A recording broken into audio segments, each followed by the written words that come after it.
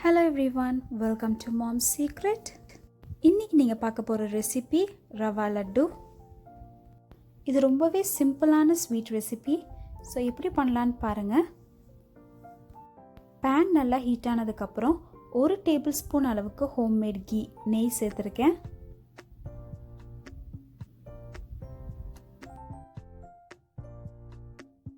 நெய் நல்லா மெல்ட் ஆகிடுச்சு. நெக்ஸ்ட்டு நான் முந்திரியை கோல்டன் ப்ரௌன் கலரில் ரோஸ்ட் பண்ணி எடுக்க போகிறேன். முந்திரி இது கூட திராட்சை கூட சேர்த்துக்கலாம். நான் இன்றைக்கி வெறும் முந்திரி மட்டும் யூஸ் பண்ணுறேன்.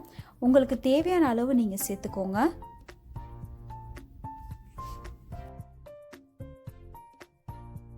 நல்லா கோல்டன் ப்ரௌன் கலரில் வந்துருச்சு. இப்போ இதை நான் எடுத்து தனியாக வச்சிட போகிறேன்.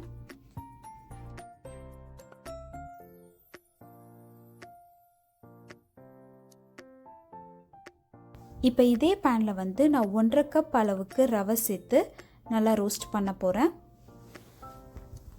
கோல்டன் ப்ரௌன் கலரில் வரணும்னு அவசியம் கிடையாது.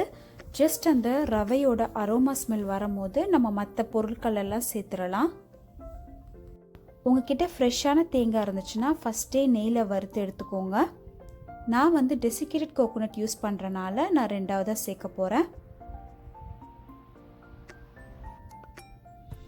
ஸோ அந்த ரவையோட அரோமா ஸ்மெல் வந்ததுக்கப்புறம் நான் 1/2 கப் அளவுக்கு டெசிகேட்டட் கோகோனட் சேர்த்துக்கிறேன். இப்போ இது எல்லாத்தையும் நல்லா மிக்ஸ் பண்ணிக்கோங்க.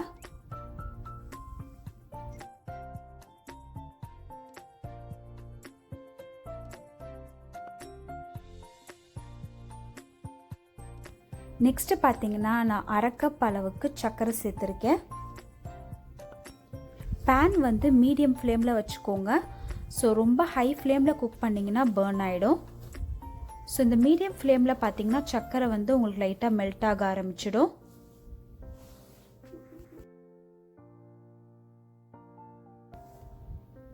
இதில் 1/4 டீஸ்பூன் அளவுக்கு ஏலக்காய் பொடி சேர்த்துக்கிறேன்.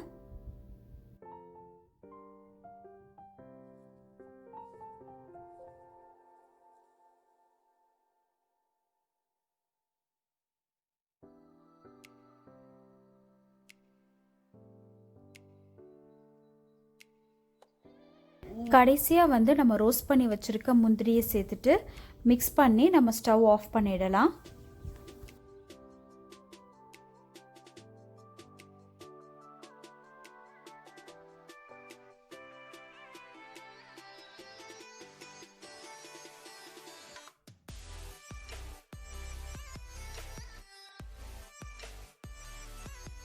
இது கொஞ்ச நேரம் கூல் ஆகட்டும். அதுக்கப்புறம் நம்ம லட்டு பிடிச்சிடலாம்.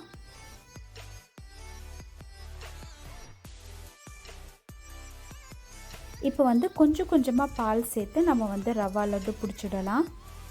நான் மொத்தமாக பார்த்திங்கன்னா 3 டேபிள் ஸ்பூன் அளவுக்கு பால் சேர்த்துருக்கேன்.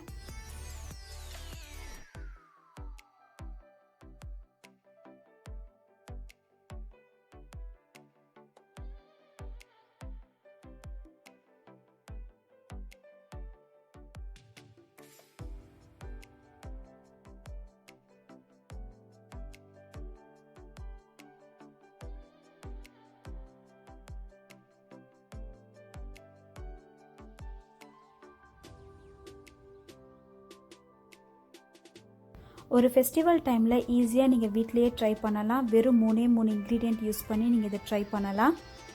ஸோ நம்மளோட ரவா லட்டு ரெசிபி ரெடி ஆகிடுச்சு. இதை நீங்கள் உங்கள் வீட்டில் ட்ரை பண்ணி பாருங்கள். எப்படி இருந்துச்சுன்னு எனக்கு கமெண்ட் பண்ணுங்கள். அண்ட் இந்த வீடியோ உங்களுக்கு பிடிச்சிருந்துச்சுன்னா மறக்காமல் லைக் பண்ணுங்கள், உங்கள் ஃப்ரெண்ட்ஸ் அண்ட் ஃபேமிலிக்கிட்ட ஷேர் பண்ணுங்கள், சப்ஸ்கிரைப் பண்ணுங்கள், அண்ட் பக்கத்தில் இருக்கிற நோட்டிஃபிகேஷன் பெல் ஐக்கானையும் ப்ரெஸ் பண்ணிக்கோங்க. Until then, stay tuned. Thank you for watching.